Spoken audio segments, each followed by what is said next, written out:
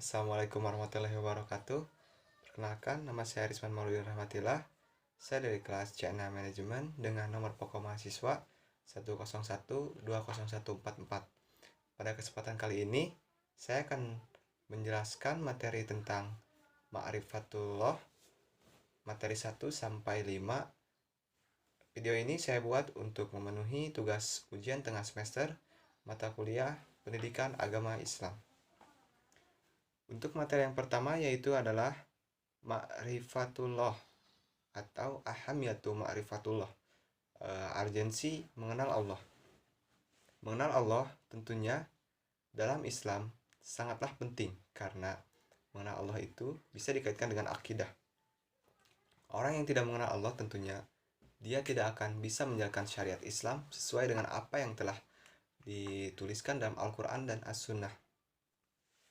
Imam Al-Ghazali mengatakan bahwa ma'rifah adalah seseorang yang mampu mengumpulkan dua atau lebih informasi untuk dijadikan kesimpulan, dan kesimpulan itu pun dijadikan sebagai tindakan dan sebuah sikap. Ma'rifah namanya apabila yang diketahuinya tidak menghasilkan suatu tindakan, dan seseorang pun mengaku mengenal kepada Allah tapi tidak menjadikan sebuah ketaatan atau loyalitas, ketundukan, bahkan penghambaan kepada Allah Subhanahu wa taala, berarti seseorang itu pun belum sepenuhnya mengenal Allah Subhanahu wa taala. Materi yang kedua adalah at-tariqu ila ma'rifatullah atau metode mengenal Allah. Pada dasarnya manusia dilahirkan secara fitrah atau suci. Sebagian ulama mengatakan fitrah di situ adalah fitrah beragama, yakni agama Islam, menurut beberapa ahli tafsir. Oleh karena itu, para nabi dan rasul diutus untuk menunjukkan fitrahnya mereka, bahwa mereka itu harus beragama dengan agama yang tauhid, yakni agama Islam. Para nabi dan rasul memperkenalkan Allah Rabbul Alamin sebagai zat yang satu-satunya berhak disembah oleh umat manusia, tidak ada yang lain lagi.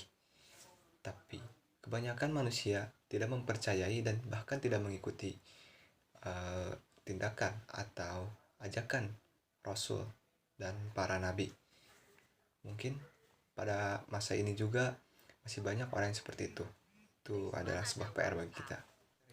Yang ketiga adalah al-mawani min ma'rifatullah atau penghalang mengenal Allah.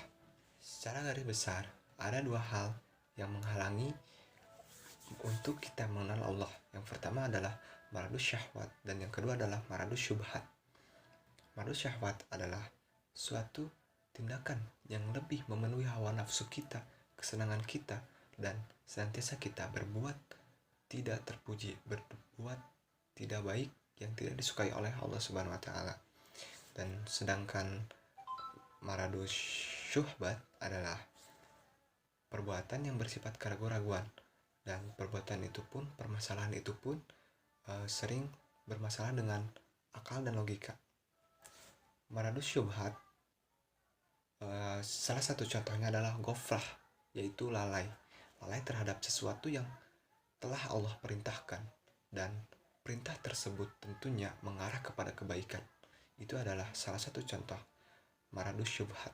Sedangkan maradus syahwat, salah satu contohnya adalah al-fasiqu atau kefasikan. Fasik di sini dikatakan bahwa orang yang melakukan kefasikan senantiasa lalai terhadap perintah Allah, tidak mentaati perintah Allah.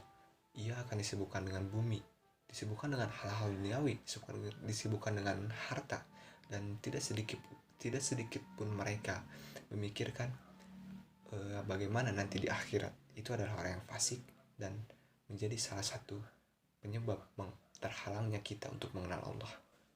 Materi selanjutnya adalah al-adilatu ala wujudillah atau eksistensi Allah Subhanahu wa taala. Allah Subhanahu wa taala tentunya sangat atau terbukti keberadaannya dengan adanya ciptaan. Otomatis ada yang menciptakan dan dapat dirasakan oleh manusia itu sendiri. Manusia seringkali bersifat membutuhkan kepada zat yang maha tinggi, yang maha kuasa, yang maha mempunyai segala sesuatu akan keamanan bagi dirinya. Mereka meminta agar dirinya merasa aman, meminta pertolongan kepada zat yang lebih tinggi. Jadi oleh karena itu Allah sangat terbukti keberadaannya dengan penjelasan yang sangat singkat dan padat. Keberadaan Allah sangatlah terbukti. Untuk materi yang terakhir adalah tauhidullah atau mengesahkan Allah. Tauhid terbagi 3. Yang pertama adalah tauhid rububiyah, yang kedua adalah tauhid mulkiyah, dan yang ketiga adalah tauhid uluhiyah. Yang pertama adalah tauhid rububiyah. Tauhid rububiyah adalah dengan kita meyakini bahwa tiada zat yang pantas kita sembah selain Allah, dan meyakini bahwa Allah yang menciptakan, dan meyakini bahwa Allah yang maha memberi rezeki. Sedangkan tauhid mulkiyah